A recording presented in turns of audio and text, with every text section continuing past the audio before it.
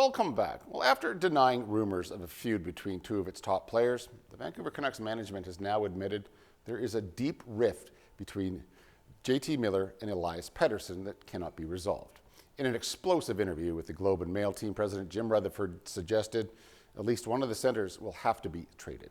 CTV's Shannon Patterson has the story.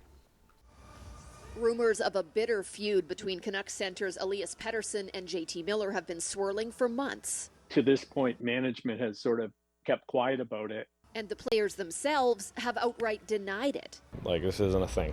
I don't know why people still trying to make up. But in an explosive interview with the Globe and Mail's Gary Mason, Canucks president Jim Rutherford has confirmed not only is the feud very real, it cannot be resolved, saying sometimes emotions get deep, and as much as people try, sometimes you can't get over it.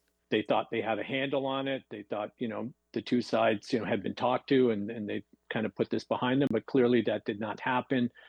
And I think that the situation just became untenable for maybe both the players and the team. Rutherford suggested a trade is likely the only option, telling Mason it certainly appears like there's not a good solution that would keep this group together. He certainly seems to underline that at least one player will have to go.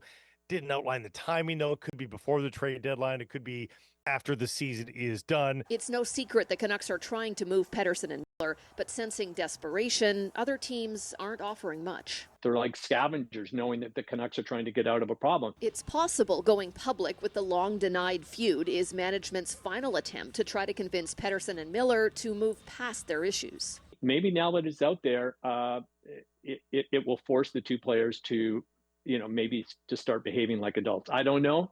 Maybe it's too far gone for that. I don't think any of us know that except for the two players. As much as you could argue this is perhaps the last chance to spur them to cooperation and to success, is it the other? Is it the final straw of kaboom in the dressing room where even when they get a little bit of traction and back-to-back wins, the rug is once again tugged from underneath their feet?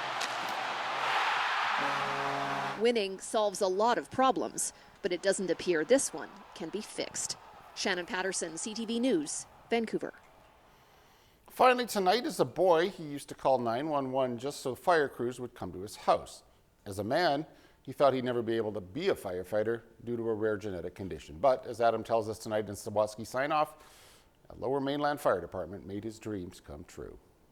Watching firefighters in the movies may be great, Richard McNaughton says, but nothing beats seeing a fire engine in real life. Sirens and the flashing lights. That's so good.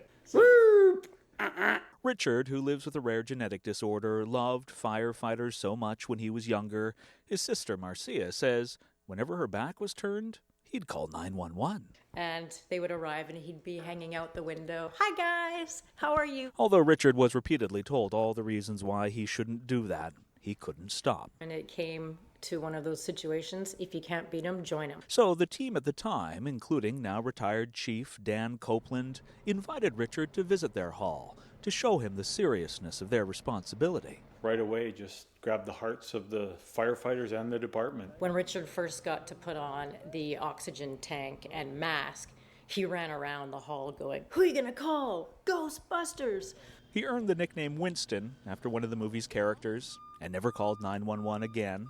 But what impressed the firefighters most was not Winston's passion for their profession, but his constant question, consistent with all first responders: how can I help? He wanted to be a part of the crew and didn't really know any different than let's get at this. And after excelling at volunteering around the hall and being an ambassador at public events, Winston was officially named an honorary firefighter and given his own uniform. I was shocked and amazing. Whether Winston's wearing his uniform or not, Marcia says her brother carries around a first aid kit and is always set to serve. Is the first one to run and help if somebody falls. And the first one to call, Dan recalls, if something seemed off. He would say, "Danny, they didn't have their siren going. They had the lights on, but they didn't have the siren going." And I said, "Thanks for the tip, Winston. We'll deal with that."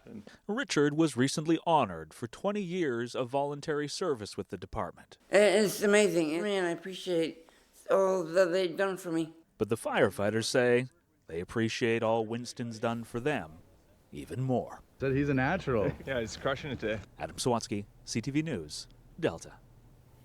That is our newscast for tonight. Thanks so much for watching. We'll see you back here tomorrow night at 6. Good night.